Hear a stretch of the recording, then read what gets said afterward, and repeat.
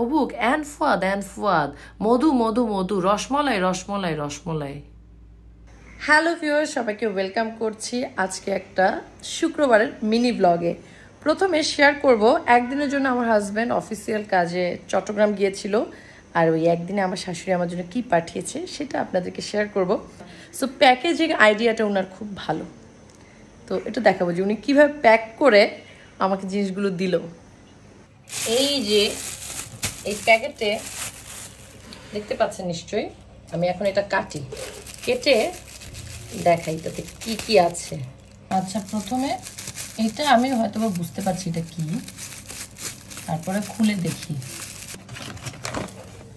Wow, এটা হচ্ছে প্যালন ডাল। নিশ্চয়ই এটা আমার শ্বশুরবাড়ি রাউজানে যে ক্ষেত করে, ওই রাউজান থেকে এনেছে। রাউজানের প্যালন ডাল আমার অনেক পছন্দ, খুব ভালো লাগে। নর্মাল প্যালন ডালের বড়া খেতে অনেক ভালো লাগে। কারা কারা প্যালন ডাল পছন্দ করেন জানান আমাকে। তারপরে এটা সুন্দর প্যাকেট। ওকে, নাও স্টার্ট। ইয়াহু, চট্টগ্রামের মরিচ, লাল মরিচ। বাবা অনেকখানি দিয়েছে, থ্যাংক ইউ। চট্টগ্রামের মানুষ তো চট্টগ্রামের মরিচ ছাড়া চলেই না। আমার মরিচ শেষ হয়েছে,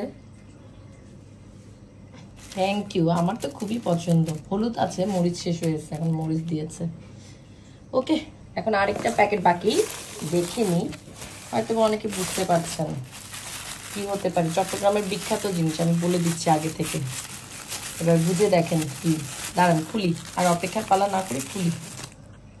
টানা টানা টানা, এই যে বহুল প্রতীক্ষিত জিনিস, চিংড়ি শুটকি। আর এটা কি পোয়া লইট্টা? আচ্ছা দাঁড়া, সবার জন্য বের করে দেখাই, আবার পরে ঢেলে রাখবো। মানে আমি তো এবার তো একদিনের জন্য গেছে, কেনার সময় পায় নাই। আর আমি যে গেলাম, আমার মেয়ে এত অসুস্থ ছিল, আমি কোনো কিছু আনতেই পারি নাই। আনতে মানে কি, আমার মাথায় আসে নাই যে আমার শুটকি লাগবে, এই লাগবে, এগুলো। মেয়ে নিয়ে দৌড়াদৌড়ি ছিল। আর এইবারও তো ওইভাবে সময় দিতে পারে নাই, যার কারণে যা ছিল বাসায় আমার শাশুড়ি দিয়ে দিচ্ছে।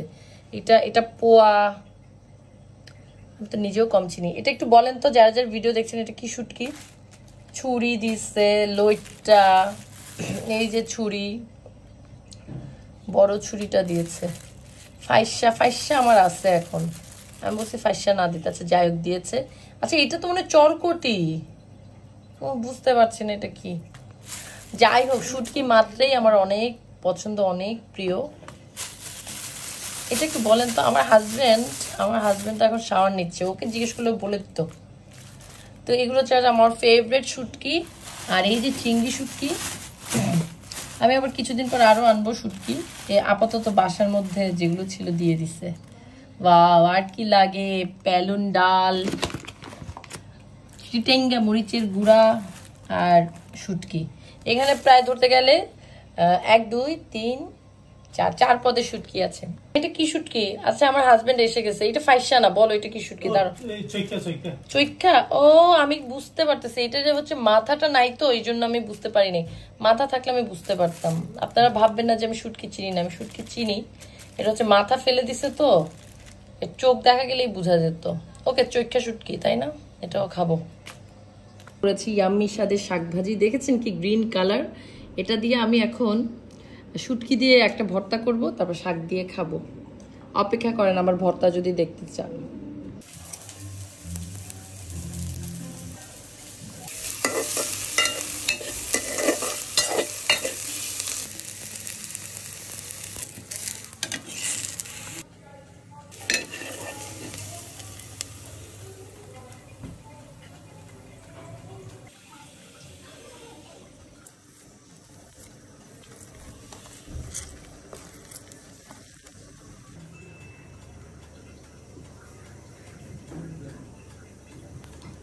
তো ব্যাস হয়ে গেল আমার চিংড়ি শুটকির, মানে ইচা শুটকির চাটনি। আমি সুন্দর মতো সাজিয়ে গুছিয়ে ফেলেছি টেবিলে, রান্নাবান্না সাজিয়ে এখন খেতে বসবো।